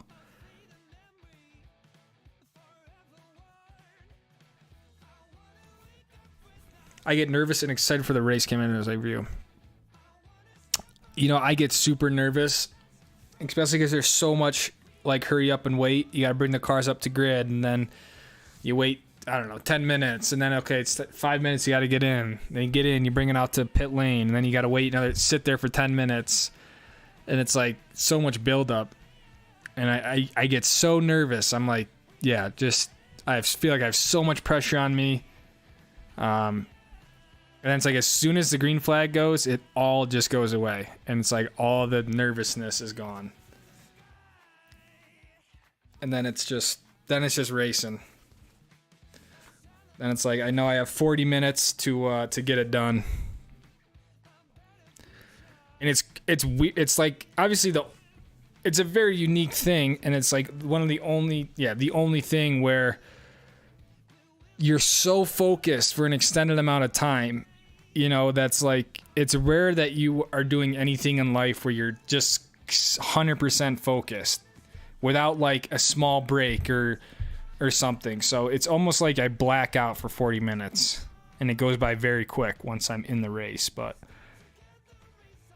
we had 2 great races, like full green flag, no wrecks, no accidents. Like that's a lot. That's really nice. So good news for me and the fam. We're moving to the region this fall. I'm looking forward to the Stoke Squad meetup. Heck yeah, Geezy Gamer. Congratulations. Where are you moving to Utah when you say the region? Is that what you mean? The Stoke Squad meetup should be the best one yet, for sure. It seems like a few weeks between each race. Is there no races? Yeah, there's no races. There's no races until August now. So it's about like once a month, and then right now we have a pretty big break.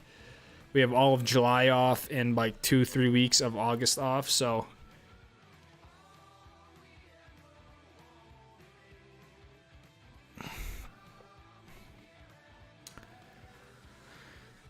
Max Deeks, love your video. Can't lie, the skiing ones are my favorite. No need to lie, man. I'm glad you liked the videos.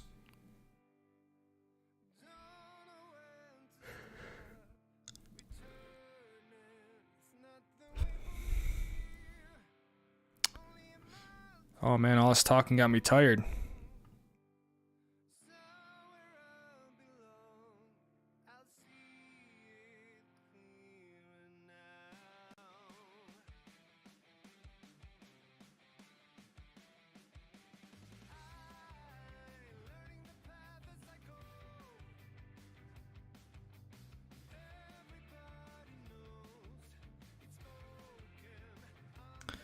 Talked to a copyright lawyer this week. Just using logo, slogan, or IP like that implies trademark regionally.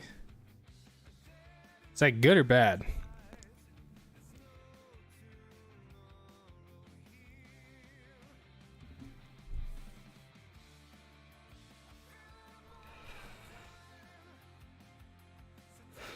Chris, peace out, fam. I gotta do some work. Gotta slang some cars. Thanks for the Stoke. Chris, thank you, man. Thanks for stopping by. Slang those cars, man.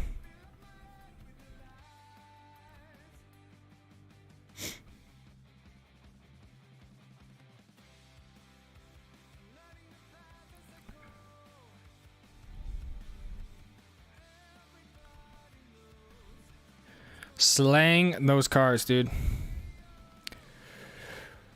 I saw the pro short Richard in there. Oh, awesome. Heck yeah. You're right there.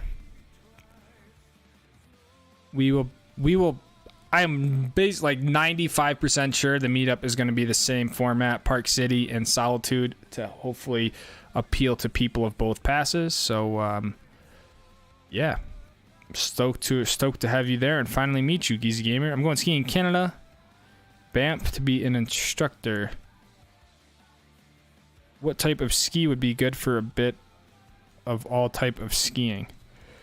I would just get something that's around 100 millimeter underfoot, maybe 110. If you're banking on a little bit more pow. But I mean, to be a ski instructor, I guess that's a little bit different story. If you're going to be, I really don't know much about ski instructing, but you probably want something that's more groomer friendly. I would say maybe like a Nordica Enforcer, a Solomon QST would be good. I mean, anything that's not super wide should probably do the trick, man. I see the MAMMOTH yesterday. It was awesome from Beno Lopez. Good to hear, man.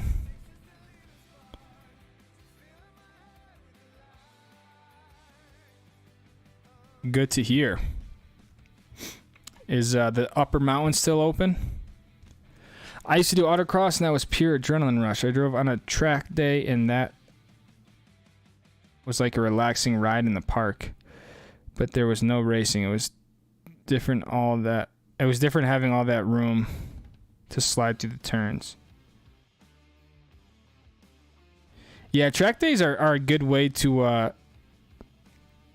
kind of get into it and feel what it's like to drive on a track. It's definitely kind of the first steps. Autocross is definitely a little bit more, there's more G-load in autocross. You know, turns are tighter, stuff like that. But the risk of autocross is significantly lower, really, because you're just in a parking lot. But yeah, that's great, man. I started initially on an autocross event, I think, a very long time ago. As long as you make a reasonable intent to make sure you're not infringing on others' trademark.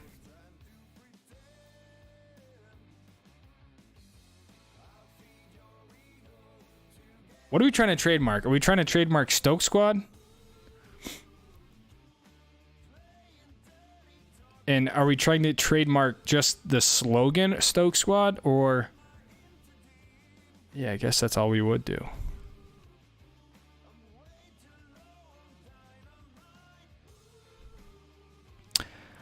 I remember my first time driving on sticky tires at the autocross. My friend asked me if the car was oversteer or understeer, and I said, I don't know. I put my foot down and the car just sticks. Hell yeah. Yeah, tires make all the difference. Do you know if a new GoPro Max will come out this fall from Jeff? Good question. I hope so. You would like to think it would, but to be honest, I have no idea. I bet you'll see a new GoPro Hero. You'll probably see a Hero 12.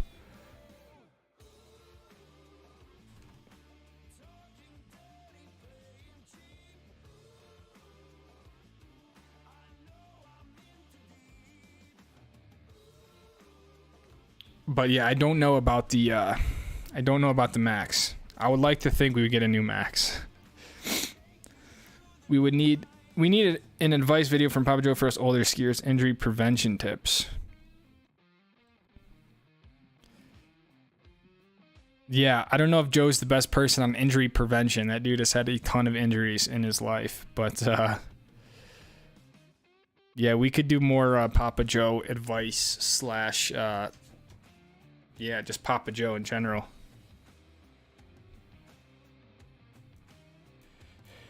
Narrow or underfoot for ski instructor unless you are teaching intermediate skiers. Pizza all day 105s would not be fun.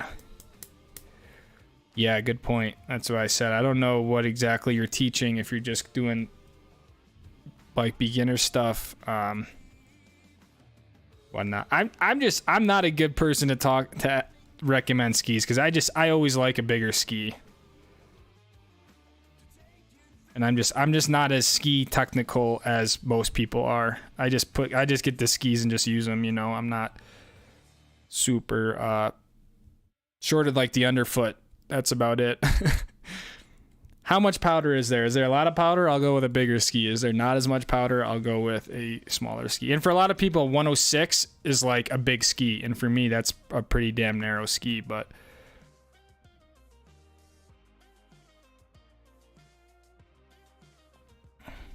registered trademark takes hiring a lawyer and applying for one with USPTO. Not a harder, expensive process from what you said, but probably unnecessary to start.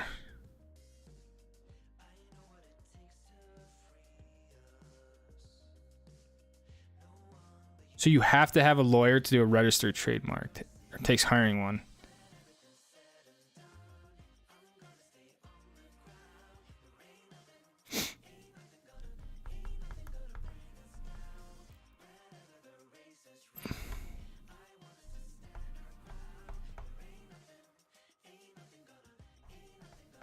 Thanks, bro. Got 5 months and going to have the time of my life. Honestly, an incredible YouTube. Keep up the work and the great skiing. I'm glad to hear you're stoked, man. Banff is probably one of the most beautiful parts of the country, or of Canada and the U.S. Kind of what I meant with that. But yeah, man, enjoy. I spun almost took out a light pole. Keyword almost, but yeah, man, it's no joke.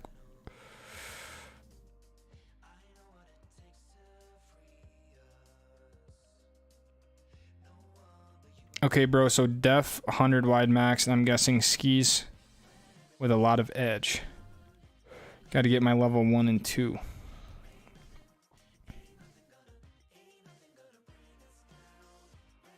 Yeah, I mean, I don't know exactly what considers a ski with a lot of edge. I mean, I don't know if you'd want something super soft. Maybe something a bit stiffer. That's why I think like the Nordica Enforcer, I don't know, 94, 104 would be a good ski. You know, Rosignol makes some good skis. What I need to do with the help of you guys is come up with an answer to that question. We need to have I need to make a guide, right? Of like, because that's a very common question I get is, hey man, what ski should I get? And to be honest, I don't know. Because all skis are great now. Every manufacturer, for the most part, has like an all-mountain ski that's good for intermediates and experts and stuff like that, you know? So it's a hard thing to recommend like a single ski without knowing so much, without knowing who you are as a skier. It would be easier for me to recommend something to like, I don't know. And even this is a stretch, like DC maybe, just because I've skied with Devin before and I've seen the way he skis and kind of how he maneuvers stuff. So it's like, it's a little bit easier to recommend a brand or something that he may or may not enjoy. But it's hard for me to just be like, yeah, get this ski, because you might hate the ski I recommend, you know? And at the end of the day, demoing skis is really the best way to find out what you like and what you don't like. So my recommendations are very like general and generic sort of things that are just tried and true and tried, like all mountain skis. The Nordica Enforcer, Salomon QST. There's another one that was on the tip of my tongue. Let me see if I can find it.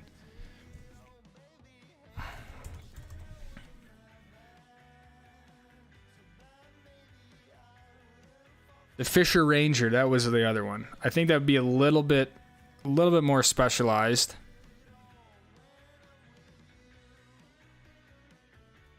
Maybe not.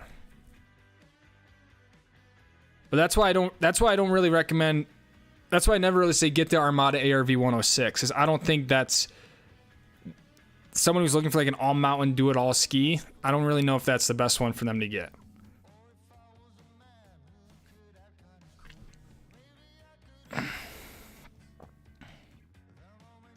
Maybe Papa Joe don't do as I do.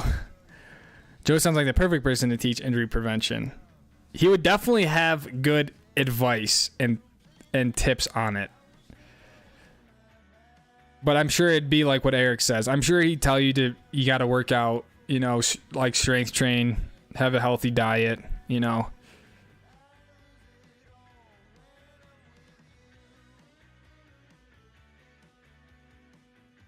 But yeah, he's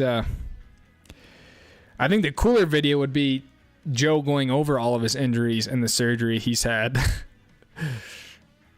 as a means of inspiration to people who might think because they've had an injury that they are no longer capable of skiing or pursuing an active lifestyle. I think that would be a bit of a better video, but they could go hand in hand. Best advice is keep your skis. Yeah, best advice is to keep it upright.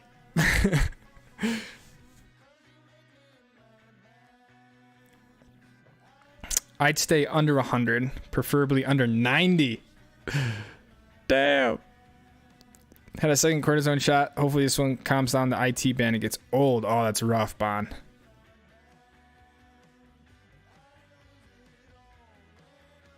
I'm sorry to hear that, dude.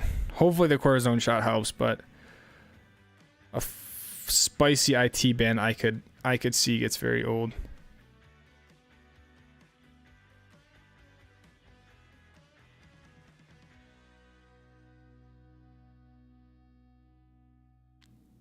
I switched from 85 underfoot to 105, from 85 to 105. When my daughter said they wanted to go slow, it was much more effort to keep my speed down.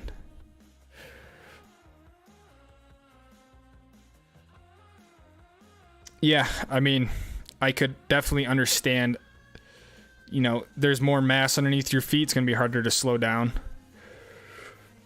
For sure.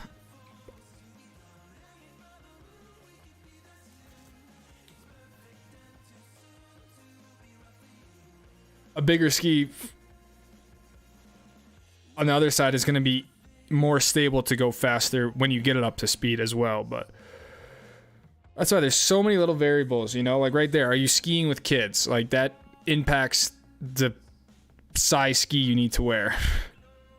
I don't ski with kids. I ski by myself 98% of the time. So a lot of the times I'm, for the most part, trying to go kind of just as fast as I'm comfortable going. But I will stand by this, and I'm comfortable with this. I think if you're skiing big mountain stuff, and I say big mountain very loosely, it's not like huge spines in Alaska. I think if you're just skiing more expert level stuff, a wider ski to a degree is helpful because it gives you more surface area. It gives you a little bit more stuff to work with rather than something like a 90 underfoot going up there. I would just be more comfortable with my 116, even though it's a powder ski, on bigger terrain. It's kind of like having a powder boat on a big wide open lake, right? Like you can utilize more of the boat, where if you take a power boat and go to a small lake, it just doesn't work as well. So But again, my opinion, some people, you know, some people mess with it. Other people think it's ridiculous. But you guys see the stuff I ski. You see how I ski, and that's what it is. I don't claim to be anything more than I am, and that's it. So...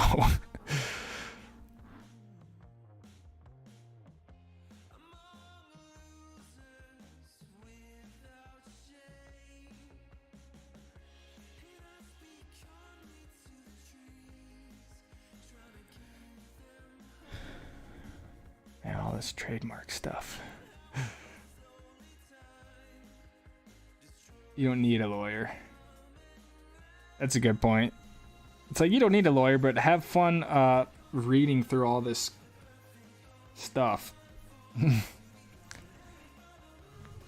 Go rent some of the skis available. You won't know until you get on them.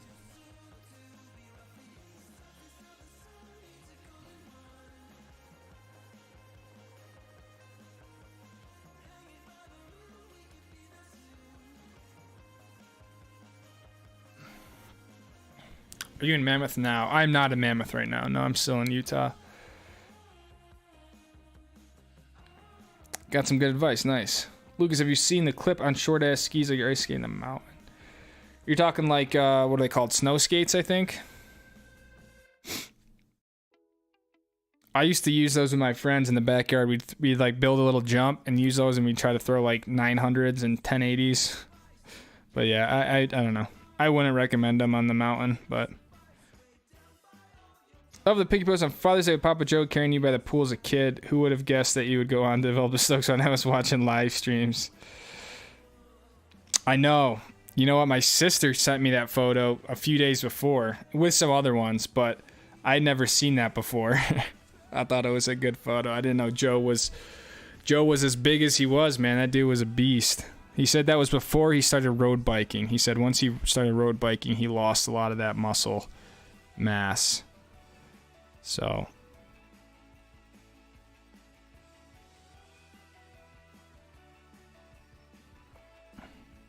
Dakota. Unsolicited garage pick email. I got it. Pick receive. Thank you. Thank you for the 420. Garage gang photo coming up soon. Symbolizes the end of the stream and just a way to celebrate our garage gang friends here. I like how Joe wears the knee base and back pad just for the crash like a motorcycle. We don't bounce as well on falls. Yeah, Joe takes like 20 minutes to get ready to go skiing because he has so many pads and devices and apparatuses that it's like when he puts them on, he can like barely buckle his helmet anymore. But yeah, he wears like protective shorts, kind of like compression shorts with padding on them. Then he wears obviously his big back brace and chest pad or whatever.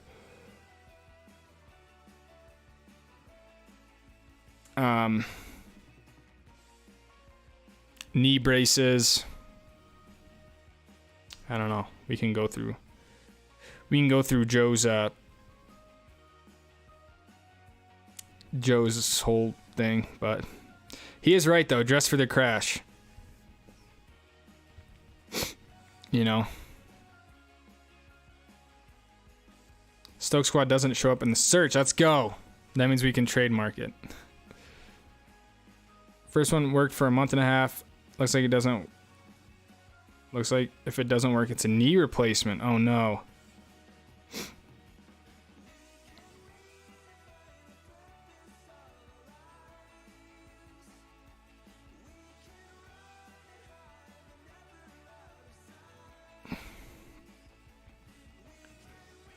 Knee replacement is no good.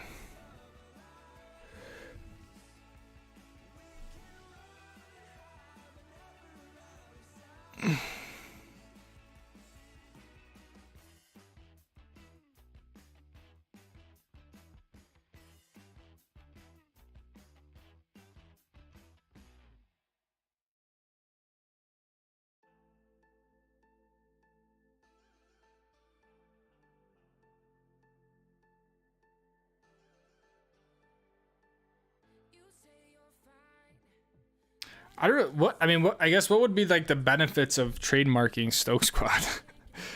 I guess so someone obviously so someone else can't take it, but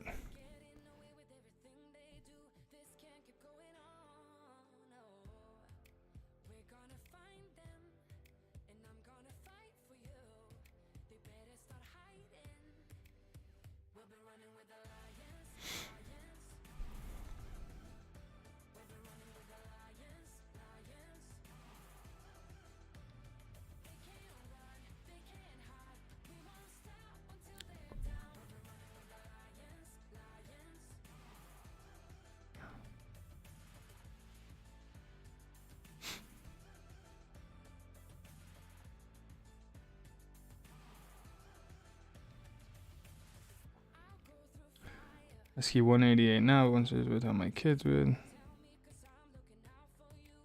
I'm definitely gonna get something 85. Looks like there's a surf company that uses the term Stoke Squad.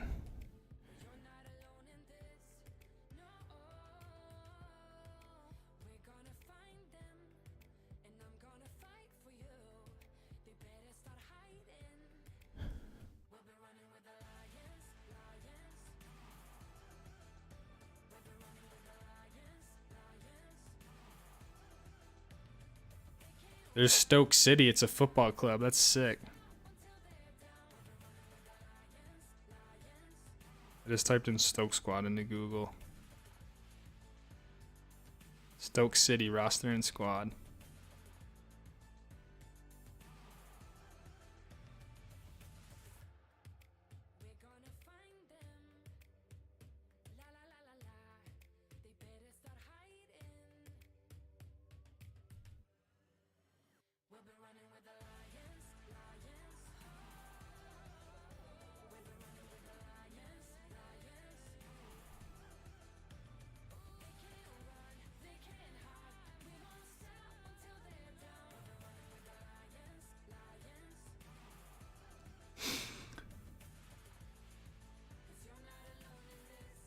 I'm gonna try some skis, but in time we'll tell. One day I'll have multiple skis and we'll have learned loads.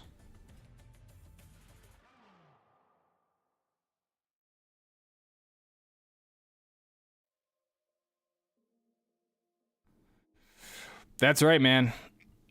I like to tell people that skiing is a lifelong endeavor and journey, and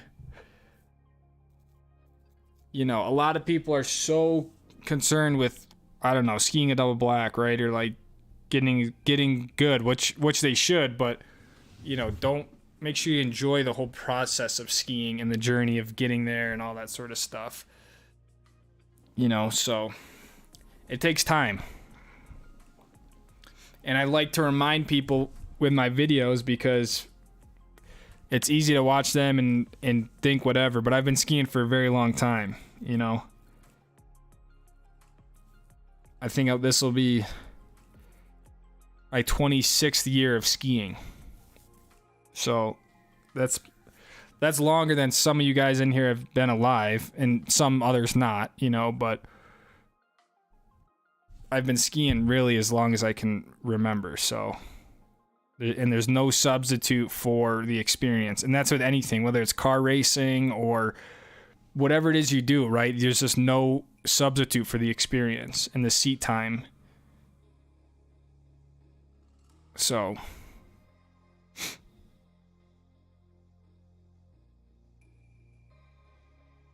the Garage Gang.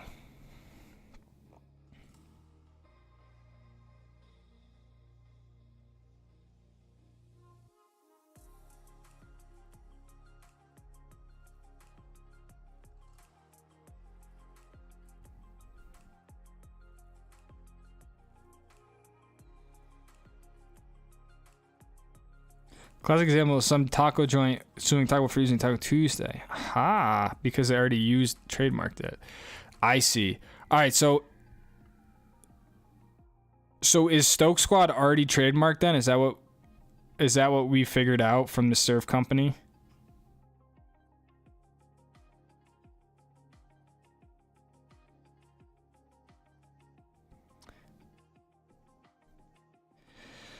All right, this is a part of the stream that's no longer kid-friendly. I think as long as you are, I don't know, over 13 years old, you're good. If you're younger than that, you should probably go to bed. We got Dakota front and center. We got Garage Wife and Garage Dog. Let's get in over here. We got to come in.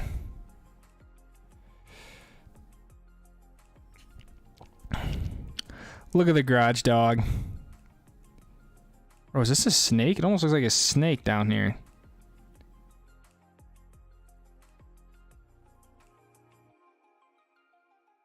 Jeff says, is Pablo fishing?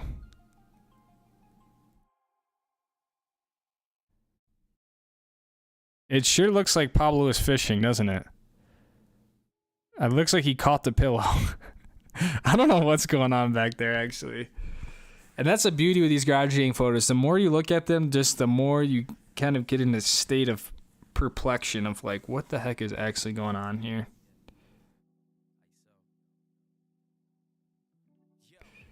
It does look like Pablo's reeling something in. And we have Pharaoh. The legendary Pharaoh. Good to see you, dude.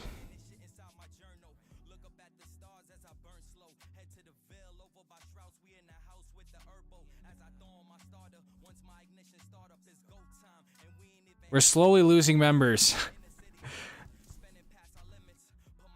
We lose some, but then we gain some new ones.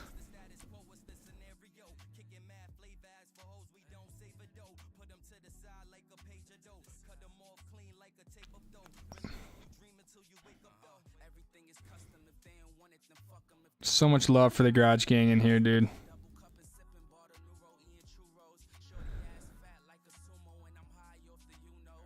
"29 years are only 1 year off the snow." Damn, DC.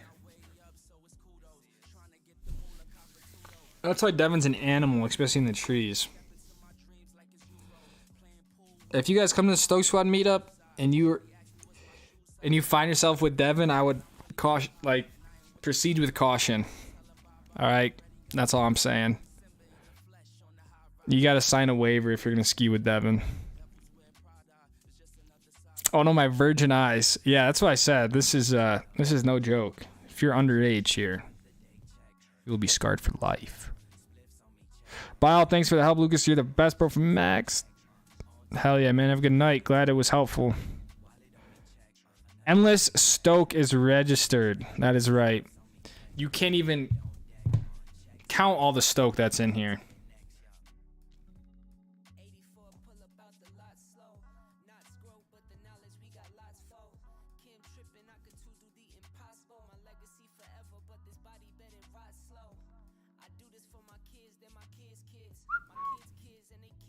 All right, guys.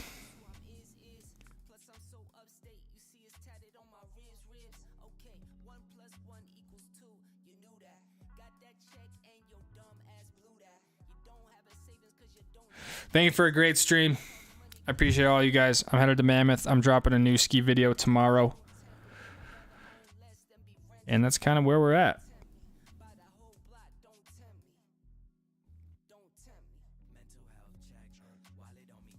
"60 years for Jerry Cross." Jerry Cross definitely takes the cake. Eric, 44 years ago would have had some off years.